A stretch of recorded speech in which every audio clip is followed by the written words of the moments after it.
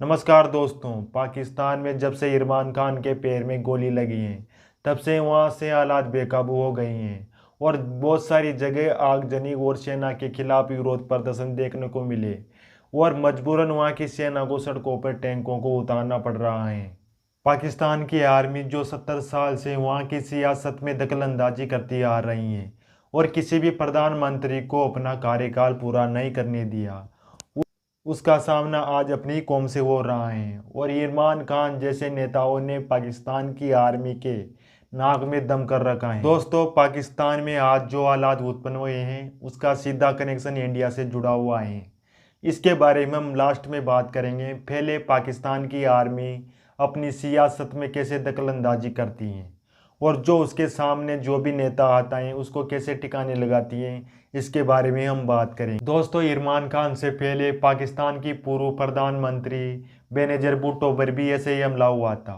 उस हमले में उसकी मौत हो गई थी और वह पाकिस्तान की 2 बार प्रधानमंत्री बनी थी पर एक बार भी अपना कार्यकाल पूरा नहीं कर पाई। दोस्तों, ये घटना मैं इसलिए बता रहा हूँ, वहाँ की पॉलिटिक्स में इरफान खान के साथ में जो हुआ है उसको आप अच्छे से समझ सकें। जब बेनजीर भुट्टो रावलपिंडी से रैली करके लौट रही थी तभी हमलावर उसके पास आया और गोली मारकर उसकी हत्या कर दी और खुद को भी बम से उड़ा लिया।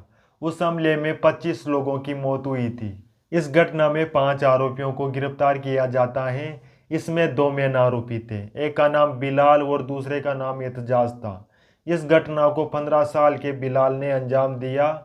अगर ये नाकाम हो जाता तो दूसरा उस घटना को अंजाम देता। इन 5 आरोपियों का कनेक्शन पाकिस्तानी तालिबान और अलकायदा से जोड़ा गया और इन 5 आरोपियों ने अपना जुर्म भी कबूल किया था पर ये बाद में मुकर गए और 2017 में इनको बेल मिल गई और इनकी जगह उन 2 ऑफिसरों को दर लिया गया जो बेनजीर भुट्टो की सिक्योरिटी के इंचार्ज थे और उनको 17-17 साल की सजा सुना दी और इस सारे मामले को रफा दफा कर दिया गया। कई लोगों ने इस घटना का आरोप पाकिस्तान की एजेंसी आईएसआई के ऊपर लगाया। 1 साल बाद परवेज मुशर्रफ ने एक इंटरव्यू में कहा था पाकिस्तान की फौज के भी कुछ ऑफिसरों को इस घटना में हाथ था, पर बाद में पता चला परवेज मुशर्रफ खुद उस घटना में शामिल था जो उस समय राष्ट्रपति था। अब बात करते हैं पाकिस्तान की आर्मी की, जो वहाँ की सियासत में कैसे दखलंदाजी करती हैं। आज की तारीख में पाकिस्तानी आर्मी के पास में 2 लाख करोड़ रुपए की जमीन है और पाकिस्तान की संसद के आधिकारिक दस्तावेजों के अनुसार पाकिस्तान की आर्मी के पास में 1.5 लाख करोड़ रुपए की संपत्ति है। आज की तारीख में पाकिस्तानी आर्मी वहाँ का सबसे बड़ा बिजनेस हाउस है। इसी वजह से आर्मी पाकिस्तान की सियासत में दखलंदाजी रखती है। हाई रैंक के ऑफिसरों के सूज बैंक में 80,000 करोड़ रुपए जमा है। सेना के अलग अलग ट्रस्ट बने हुए हैं, नौसेना ट्रस्ट, थल सेना ट्रस्ट, वायुसेना ट्रस्ट। जो भी इस बिजनेस में फायदा होता है रिटायर्ड फौजियों में बांट लिया जाता है। पाकिस्तान की आर्मी इन भ्रष्टाचार की करतूतों को छुपाने के लिए और इंडिया में ऐसी ऐसी घटनाओं को अंजाम दिया जाता है ताकि दोनों देशों के मध्य तनाव बना रहे और वहाँ की जनता का ध्यान इंडिया की तरफ आ जाए। और अपनी भ्रष्टाचार की करतूतों को छुपाने के लिए वो हमेशा ही 70 साल से यही कर रही हैं और इन्हीं तरीकों से 70 साल से वहाँ पर पावर में बनी हुई हैं। पर आज ऐसी स्थिति आ चुकी है पाकिस्तान की आर्मी जो अपने ही घर में गिर चुकी है। इसका मेन कारण ही है इंडिया में बदलते राजनीतिक समीकरण का।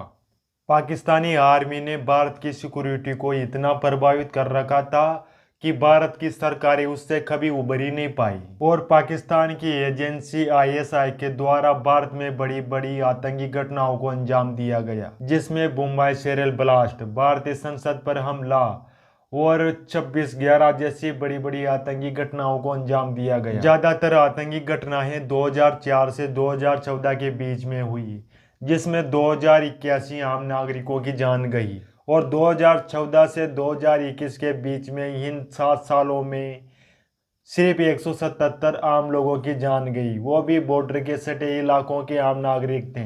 पर भारत के इतिहास की वो 3 बड़ी घटनाएं जिसने सारा रुख ही बदल दिया। पठानकोट भारतीय वायुसेना स्टेशन और जो उरी हमला हुआ था उसके बदले में भारतीय सेना ने पाकिस्तान के ऊपर सर्जिकल स्ट्राइक कर दी। उसके बाद में भारत के ऊपर पाकिस्तान के द्वारा आतंकियों के माध्यम से पुलवामा अटैक हुआ जिसमें भारत के 44 जवान शहीद हुए। उसके बदले में भारत सरकार ने पाकिस्तान के ऊपर कड़े एक्शन लिए और बदले में भारत की वायुसेना ने पाकिस्तान के ऊपर एयर स्ट्राइक कर दी और पाकिस्तान के कबाड़ F-16 को एकदम कबाड़ बना दिया। पाकिस्तान को अब हर बार जवाब मिल रहा था और ये पाकिस्तान के साथ में पहली बार हो रहा था और भारत की एजेंसी NIA का दायरा बढ़ा दिया गया है। ज्यादातर आतंकियों को घटना को अंजाम देने से पहले ही दबोच लिया जाता है और आतंकी घटनाओं के ग्राफ में तेजी से कमी आई। यह सब पाकिस्तानी सेना के लिए चिंता की बात थी क्योंकि अब उसके पास में करने को कुछ नहीं बचा था। पर अब पाकिस्तान की आर्मी ने सीमा पर सीज फायर का उल्लंघन करना शुरू कर दिया है। आप ये ग्राफ देख सकते हैं। पहले सीज फायर की घटनाएं कम होती थी, अचानक इसमें तेजी देखने को मिली। भारतीय सेना के द्वारा सीमा पर कड़ा जवाब दिया गया और सीमा पर सटे पाकिस्तान के गांव तबाह होने लगे। अब गोली का जवाब ग्रेनेड और रॉकेट लॉन्चरों से दिया जा रहा था। पर अब पाकिस्तान की सेना को समझ में आ चुका था क्योंकि भारत की सेना अब पीछे हटने वाली नहीं है और यह जवाब देना जानती है क्योंकि वह अपनी पोस्ट भी बचा नहीं पा रही थी। भारतीय सेना के द्वारा उनकी पोस्टों को भी तबाह कर दिया गया और पाकिस्तानी आर्मी ने दून दबा के सीज फायर पर समझौता कर लिया। यह संघर्ष 2018 से 2020 के अंत तक चला और पाकिस्तान की आर्मी को अब समझ में आ चुका था भारत अब पीछे हटने वाला नहीं है। तो दोनों देशों की सेनाओं ने सीज फायर पर समझौता कर लिया और रही सही कसर धारा 370 हटने से पूरी हो गई। अब आतंकी घटनाएं भारत में सीमित हो गई, जम्मू कश्मीर के कुछ इलाकों को छोड़ के। पाकिस्तानी आर्मी और वहाँ की सरकार को वहाँ की जनता को दिखाने के लिए उनके पास में कुछ बचा ही नहीं। वह कश्मीर के इशू को लेकर पूरी दुनिया में फेल हो चुके थे। दोस्तों आज के वीडियो में इतना ही। अगर वीडियो अच्छा लगा हो तो लाइक और सब्सक्राइब जरूर करना। मिलते हैं अगले वीडियो में। जय हिंद जय भारत।